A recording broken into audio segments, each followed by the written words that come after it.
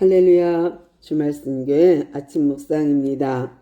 사무엘상 17장 55절. 사울은 다윗이 블레셋 사람을 향하여 나아감을 보고 군 사령관 아브넬에게 묻되, 아브넬아, 이 소년이 누구의 아들이냐? 아브넬이 이르되, 왕이여, 왕의 사심으로 맹세하옵나니 내가 알지 못하나이다 하매. 아멘.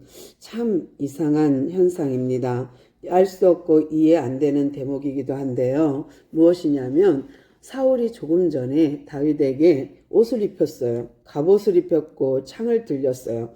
그랬던 사이예요. 뿐만 아니라 사울이 수금을 타면 좋아지는 그때 다윗을 초청했던 사람이에요.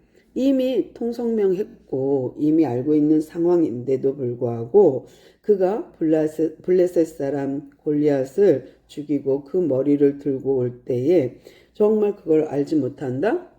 말이 안 되죠. 그런데 이제 다윗이 골리앗을 향하여 달려가는 것을 보고 쟤 누구니? 하고 물을 때 가장 측근 중에 측근인 아브넬이 모릅니다.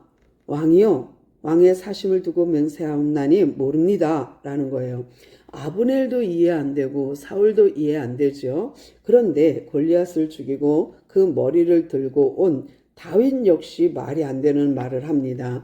무슨 말이냐면 사울이 그에게 왔어요. 다윗이 왔어요. 그런데 사울이 뭐라고 묻냐면 소년이요, 누구의 아들이뇨? 합니다.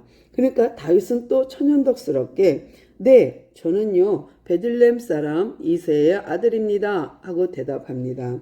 어떻게 이런 일이 생길 수 있을까요? 사무엘상 17장에서 골리앗이 어떤 사람인지 사울이 어떤 사람인지 잘 보여주고 다윗이 어떤 사람인지 잘 보여주고 있는 장이거든요.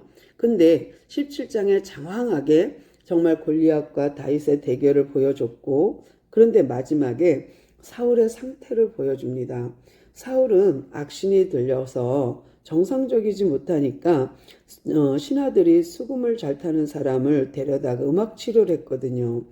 그랬는데 그런 상황을 우리가 고려한다면 지금 사울의 상태는 아마도 위기가 아닐까, 안 좋은 상태가 아닐까 추정할 수 있어요. 그러니까 아브넬이 난 모르는데요. 쟤 누구지? 몰라요? 또 다윗도 저는 이새의 아들입니다 하고 소개하는 것을 보면 다들 사울의 상태를 알고 있는 거예요. 그런데 어느 누구도 사울에 대해서 다른 말을 하지 않아요.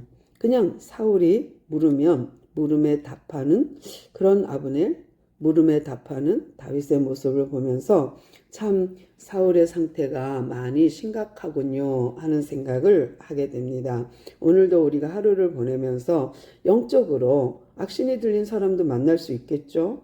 또 다윗 같은 사람, 골리앗 같은 사람 우리가 만날 수 있을 터인데 우리가 중요한 것은 하나님 앞에서 정상적인 생각과 정상적인 마음을 가지고 우리가 오늘도 승리하는 귀한 하루 되기를 소망합니다.